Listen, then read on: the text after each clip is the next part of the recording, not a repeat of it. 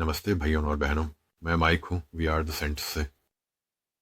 मैं आज आपके पास प्रभु का एक और संदेश लेकर आया हूँ।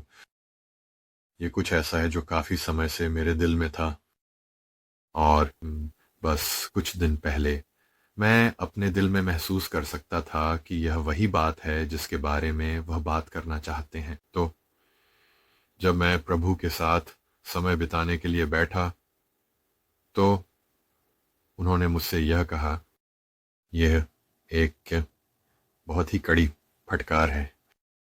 ये वह बात है जिसके लिए मैं शायद पिछले 3 से 4 सालों से प्रार्थना कर रहा हूँ।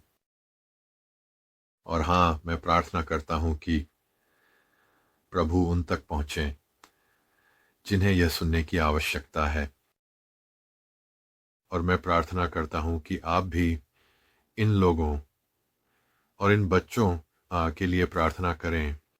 यह बस ये एक शर्म की बात है, और को मैं हमेशा प्रार्थना करता हूँ कि प्रभु इन परिस्थितियों में हस्तक्षेप करें। तो मैं बस यह दोहराना चाहता हूँ कि प्रभु चाहते हैं कि हर कोई यह जाने कि इन संदेशों को साझा करने के लिए आपको मेरी अनुमति की आवश्यकता नहीं है। ये मेरे संदेश नहीं है। जब मैंने खुद को प्रभु को समर्पित किया, जब मैंने अपना सब कुछ उन्हें दे दिया, तो मैंने सब कुछ समर्पित कर दिया।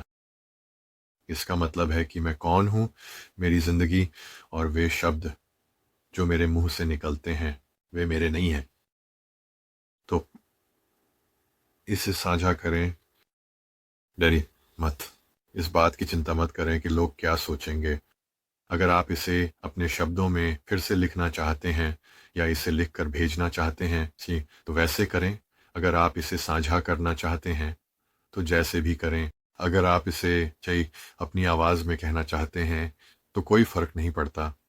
प्रभु की बस एक ही शर्त है कि आप इसके लिए कोई भी आर्थिक लाभ न लें। आप इन संदेशों के बदले में कुछ भी न लें।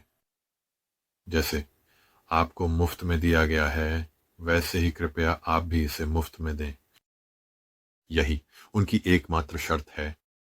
और आप जानते हैं, फिर से यह चैनल भी मोनेटाइज नहीं है। मुझे यूट्यूब से कुछ भी प्राप्त नहीं होता। यही तरीका है, यही हमेशा रहेगा, और मैं किसी और से भी कुछ नहीं लेता। और मुझे दुनिया भर के लोगों से बहुत सारे संदेश मिलते हैं ईमेल के जरिए। तो हाँ, बस यही। तो बिना किसी देरी के मैं शुरू करने जा रहा हूँ। और मैं बस प्रार्थना करता हूँ कि प्रभु और पवित्र आत्मा जिसे भी यह देखना चाहिए उसकी आत्मा में काम करें। और मैं प्रार्थना करता हूँ कि इसे पश्चाताप और विनम्रता के साथ आत्मा और सत्य में स्वीकार किया जाए। ठीक है, तो ये है जो प्रभु ने कहा। इन शब्दों को लिख लो मेरे बेटे। इस पृथ्वी के पुरुषों और महिलाओं का क्या हो गया है? मेरे बच्चे अनैतिक लोगों के हाथों क्यों पीड़ित होते हैं? मैं निर्दोषों की पुकार सुनता हूँ, और एक भी आंसू अनदेखा नहीं जाता।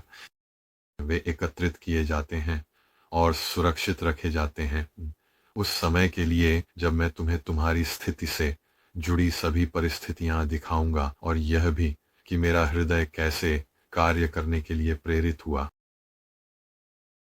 मूर्ख पुत्रों और पुत्रियों, क्या तुम सच में मानते थे कि मैं ध्यान नहीं दूंगा? मैं तुम्हारे हृदय की भ्रष्टता देखता हूँ, युवाओं के प्रति तुम्हारी दुष्टता को देखता हूँ। लोभ और सत्ता ने तुम्हारी आत्मा को पूरी तरह भर दिया है, और तुम झूठ के पिता की सेवा करते हो। मैंने अंधेरे कमरों को देखा है जहां बच्चों को बांधकर चुप कराया गया है। धिक्कार है तुम पर जो मेरी बात सुनते हो, मौनी, जो मेरे निर्दोषों को नुकसान पहुंचाते हो। धिक्कार है तुम पर जो उन्हें जानते हो और उनकी पवित्रता छीन लेते हो।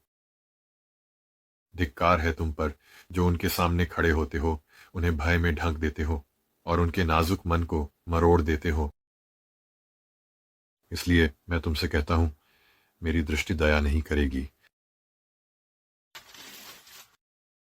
मेरा दायां हाथ तुम्हें नीचे गिरा देगा, और राक्षस तुम्हारे साथ जैसा चाहें वैसा करेंगे। मुझे कोई दया नहीं आएगी। नहीं, तुम्हें भरपूर दंड मिलेगा। और आग कभी नहीं बुझेगी और कीड़ा कभी नहीं मरेगा। मैं ही प्रभु परमेश्वर हूं। मैं सब कुछ देखता हूं। मैं सब कुछ जानता हूं। मेरे जैसा कोई नहीं है। तुम्हारा भाग्य केवल मैं ही तय करता हूं। मैं अपनी शक्ति से निर्बलों के लिए न्याय बांटता हूं। मैं आदि भी हूं और अंत भी। मैं ही आरंभ करता हूं और मैं ही समाप्त करता हूं। मैं महान सलाहकार और शांति का राजकुमार हूं और मेरे छोटे छोटे बच्चों को शांति मिलेगी। सचमुच मैं तुमसे कहता हूं, मेरा हृदय दया और न्याय चाहता है। क्या मैं दया का परमेश्वर नहीं हूं? क्या मैं क्षमा करने वाला प्रभु नहीं हूं जो क्षमा करता है? क्या मैं दयालु और प्रेमपूर्ण पिता नहीं हूं? इसलिए यही है जो मैं चाहता हूं। मेरे पास आओ। मेरे पास पूरी ईमानदारी और विनम्रता के साथ आओ।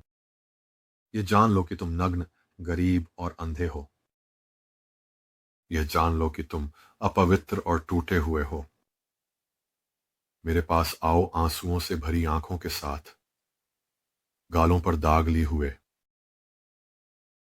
मेरे पास आओ जब तुम्हारी सारी शक्ति तुम्हें छोड़ चुकी हो और तुम मेरे सामने कांप रहे हो, क्योंकि मैं पुनर्स्थापना का प्रभु हूं और मैंने तुम्हारा अतीत देखा है और उन लोगों को भी देखा है जिन्होंने तुम्हें चोट पहुंचाई है।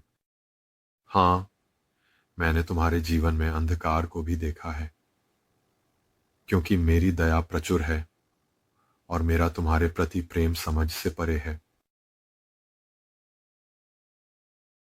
यह मैं तुमसे चाहता हूं, अपने ऊंचे स्थानों पर से अपने मूर्तियों और बलिदानों को हटा दो। कष्ट के स्थान पर ओ सुरक्षा,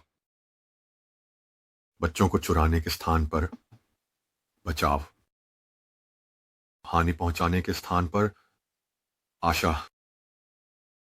देरी मत करो।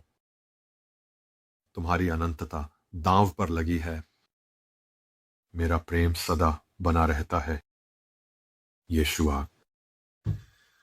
और यही था उनका संदेश समाप्त होने का संकेत। ये एक बहुत ही सीधा सपाट और मुद्दे पर आधारित संदेश था, और मुझे विश्वास है कि यह किसी एक या कुछ लोगों के लिए है जो इस वीडियो पर आकर रुकेंगे। ये किसी भी तरह से एक संयोग नहीं होगा, कोई इत्तेफाक नहीं है। मैं प्रार्थना करता हूं कि लोग सही काम करें और अपनी गलतियों को पहचानें। हम सब पापी हैं। हम सब ने कुछ भयानक काम किए हैं और हम सब ने पाप किया है और परमेश्वर की महिमा से वंचित रह गए हैं।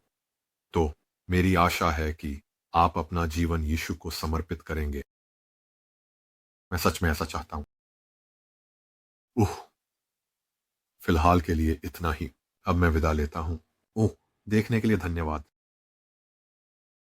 अगली वीडियो में आपसे फिर मिलूंगा। मैं आपसे प्यार करता हूं और शालोम।